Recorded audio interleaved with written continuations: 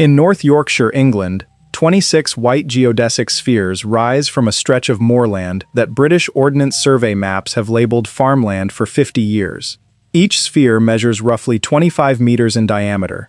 When satellite mapping companies began publishing high-resolution imagery in the early 2000s, the British government formally applied to have the site digitally altered before publication.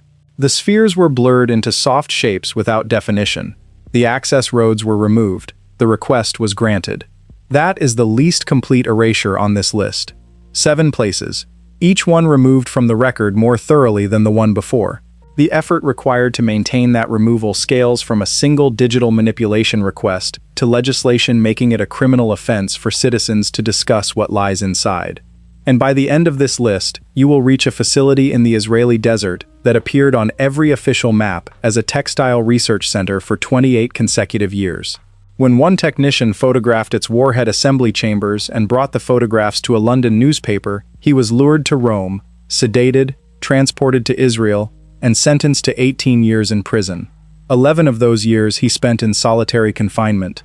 In a room 3.5 meters by 2 meters, he was released in 2004. The map of Israel still shows something else. The facility has not moved.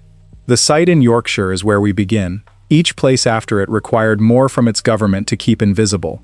The facility in the desert is where we end.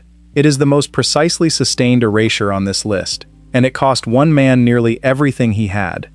The facility in North Yorkshire is called RAF Menwith Hill. It stands 16 kilometers west of Harrogate at 294 meters elevation. It is operated primarily by the United States National Security Agency. The Royal Air Force name attached to it is a bureaucratic classification. The 26 radome spheres house satellite dishes aimed at communications frequencies passing through the airspace above Britain and continental Europe. Depending on which declassified assessment you use, the facility processes tens of millions of intercepted communications per day across the full spectrum of telecommunications traffic: diplomatic cables, corporate transmissions, private telephone calls. On Ordnance Survey maps of North Yorkshire, the site appears with either no label or the notation Ministry of Defence. On the 1/4,000 walking maps used by hikers in the North York moors, the facility boundary is shown, but the interior appears as blank white space. No roads in, no structures marked. The legend offers no explanation for the absence. In 2000, a European Parliament investigation confirmed that Menwith Hill was a primary node in the Echelon Signals Intelligence Network, a program coordinated across the United States, United Kingdom, Canada, Australia, and New Zealand. The British government's formal response to the parliamentary report was to neither confirm nor deny the facility's function. That remains the official position today. Picture yourself standing on the public footpath that runs along the ridgeline above Harrogate on a clear autumn morning. You can see all 26 spheres from there. You know what they are for, because a European Parliament investigation told you. The British government knows you know. They have not updated the Ordnance Survey maps. The spheres are still not on them. You are looking at something the map says is not there. The maps were changed. The facility was not. If the mechanics of what governments choose to remove from the record hold your attention, subscribe. Each location ahead required a greater institutional effort to erase than the one before. For a site where erasure required not digital alteration, but total cartographic absence across an entire political system and a population of 300 million people, travel south to the Russian steppe. In August 1947, the Soviet government designated a flat semi-arid zone in Astrakhan Oblast, southeast of Volgograd, as the location for the first Soviet ballistic missile program. Construction used German rocket engineers transported from Peenemünde, the site where the V-2 had been developed, together with Soviet military labor working under orders that prohibited disclosure of the site's name, location, or function to any civilian. The facility was called Kapustin Yar.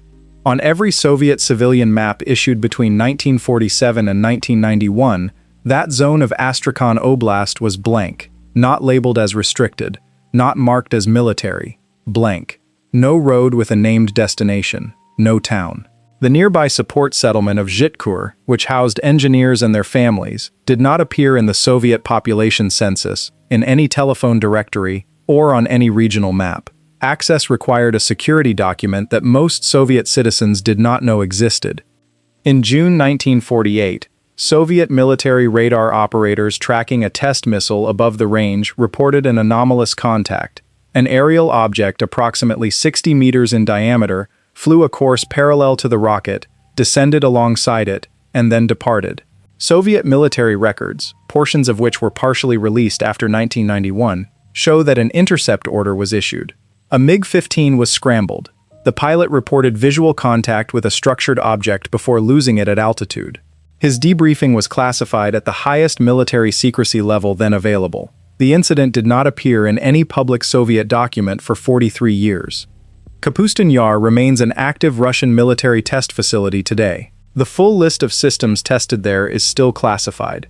The radar contact from 1948 has received no official explanation from any Russian government authority across 77 years of consistent inquiry. The maps were blank for 50 years.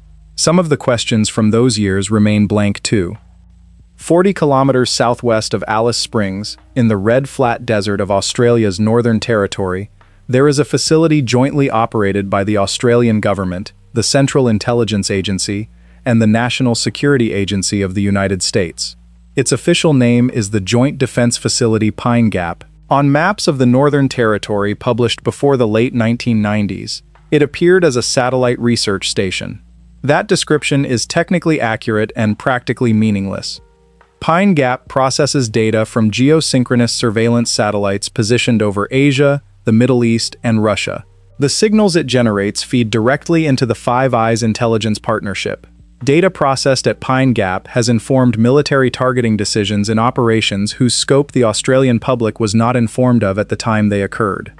In 1975, Prime Minister Gough Whitlam discovered that the CIA was conducting operations from Australian soil without briefing the Australian government on their nature. He threatened to allow the Pine Gap lease to expire when it came up for renewal. On November 11, 1975, the Governor-General of Australia dismissed Whitlam's government. No Australian Prime Minister had been removed from office this way before. A subsequent Royal Commission examined the dismissal. It reached no formal conclusion about whether American intelligence services applied pressure to the Governor-General's decision. The facility's lease was renewed. Whitlam died in 2014. The facility is still there. Under current Australian law, certain categories of information about Pine Gap cannot be published by Australian citizens or residents. The specific restricted categories are themselves partially classified. What this produces in practice is a Western democracy with an independent judiciary, a free press, and regular elections, where a prime minister was dismissed for asking questions about a facility that its citizens cannot legally describe in full. The maps have shown the correct coordinates for 50 years. They have never shown what is there. 6 miles from Camp David, in the Blue Ridge Mountains of southern Pennsylvania, a granite peak called Raven Rock contains a structure that did not appear on any public U.S. government map until the late 1990s. Its designation in official aviation documents was simply AF Site R, an unlabeled restricted zone, purpose unspecified.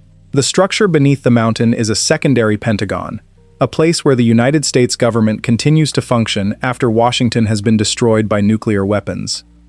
Construction began in 1951.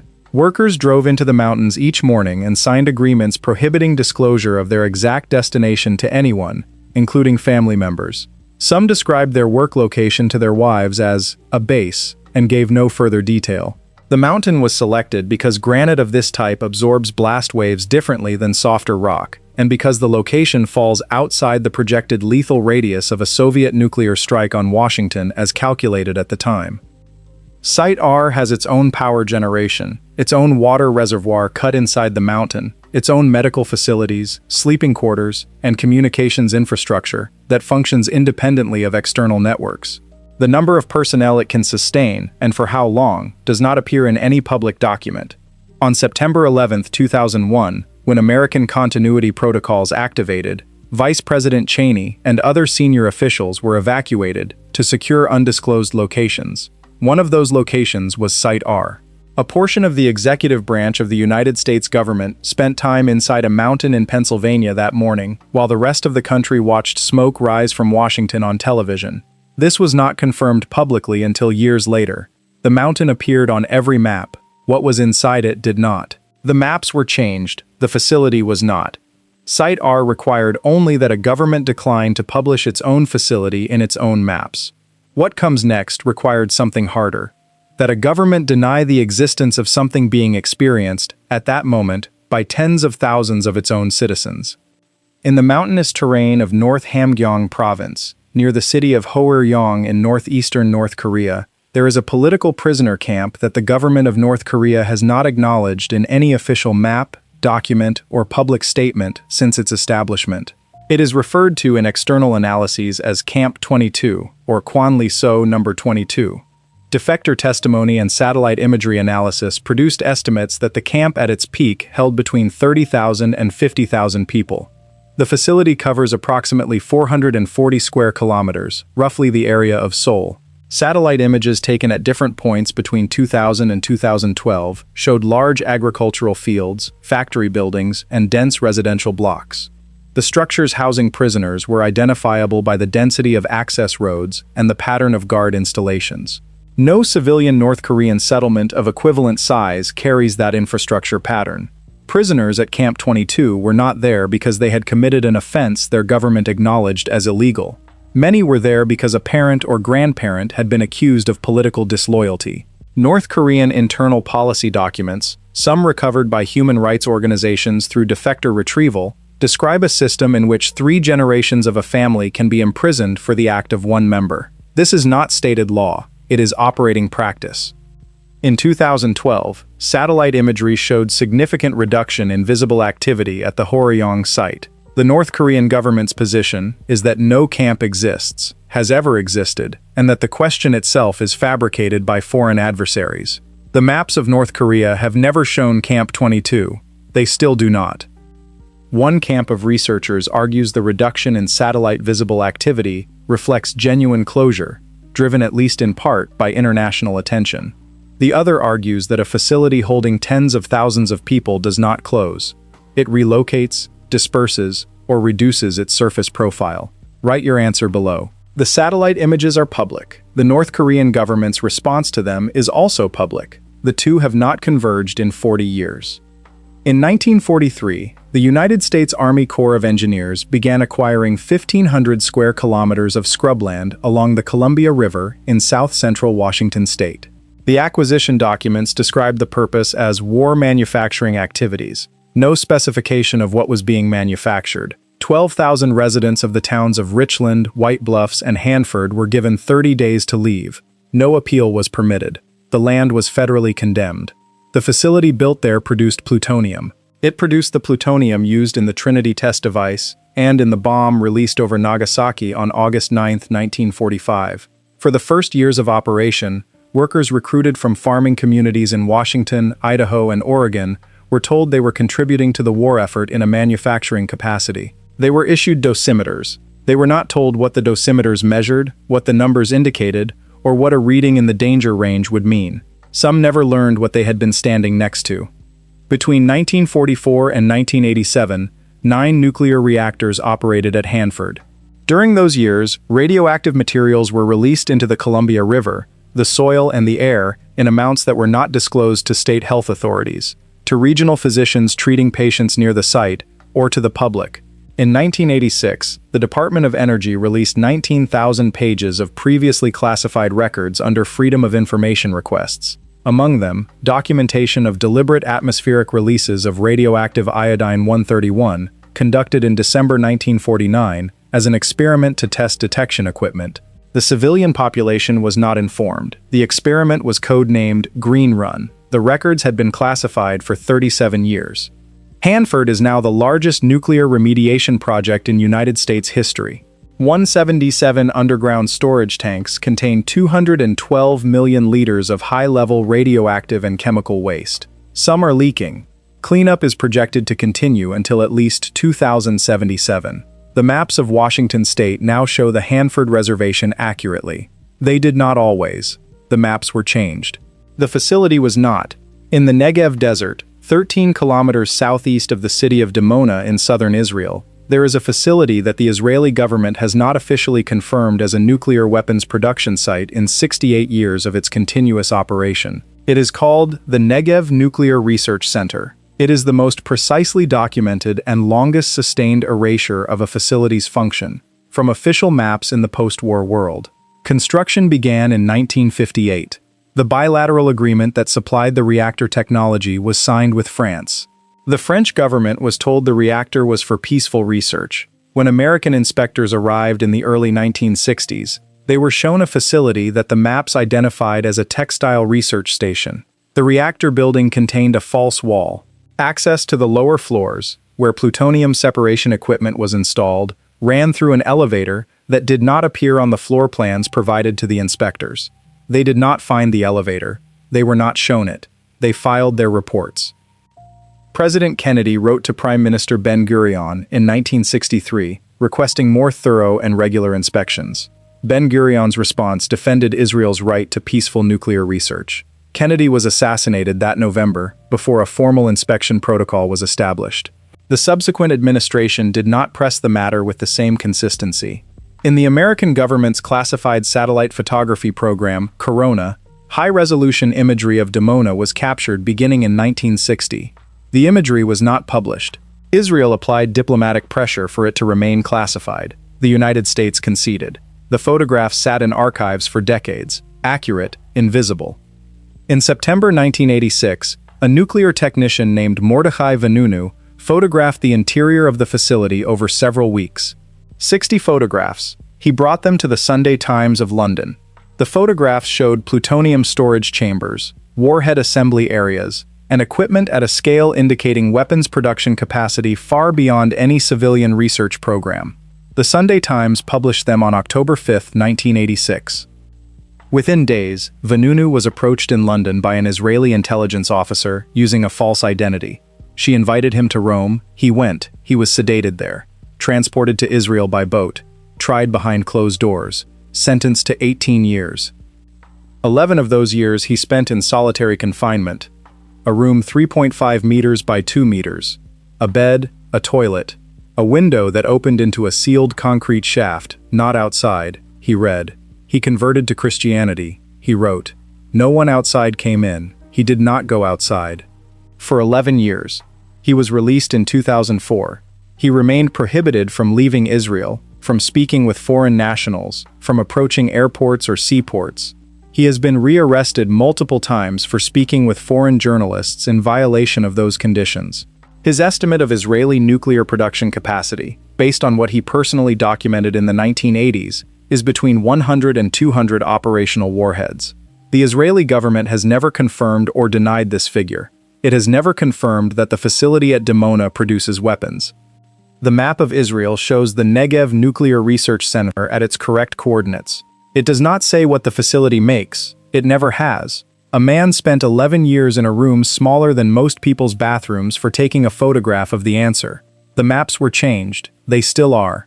7 sites. A field in Yorkshire where blurred satellite imagery outlines something the map refuses to name. A blank zone on Soviet maps that concealed a city, a missile range, and an aerial contact no authority was authorized to acknowledge. A desert facility in Australia, where a prime minister was removed from office for asking what was inside. A mountain in Pennsylvania that absorbed part of the executive branch of the United States government while the country watched smoke rise from Washington. A 440 square kilometer camp in northeast Korea, holding tens of thousands of people, whose existence the responsible government declines to confirm across 40 years of consistent denial. A river valley in Washington where workers were handed instruments measuring something they were never told they were measuring. And a room 3.5 meters long where a man spent 11 years for showing the world a photograph it was not supposed to see. A map is a claim about what exists, where, and in what form. The governments that altered these maps understood that most people accept the claim without checking it against physical reality. They build their understanding of the world on what the map says is there. What holds these 7 together is not secrecy. Secrets break, people talk, files leak. What holds them together is sustained institutional commitment to maintaining a false claim across multiple administrations, multiple decades, and in some cases, the deaths of every person who made the original decision to alter the record. The claim outlasted them. The facility stayed where it was. The next time you look at a location on a map and accept what you see as a description of what is there, Remember the elevator at Dimona that did not appear on the floor plans. Remember the 11 years in the room. The map showed a textile research center. The elevator was inside the building. The warhead chambers were below the elevator. The photograph was accurate. The map was not. That is not a failure of cartography. That is cartography working exactly as someone needed it to, for 68 years, and still working now.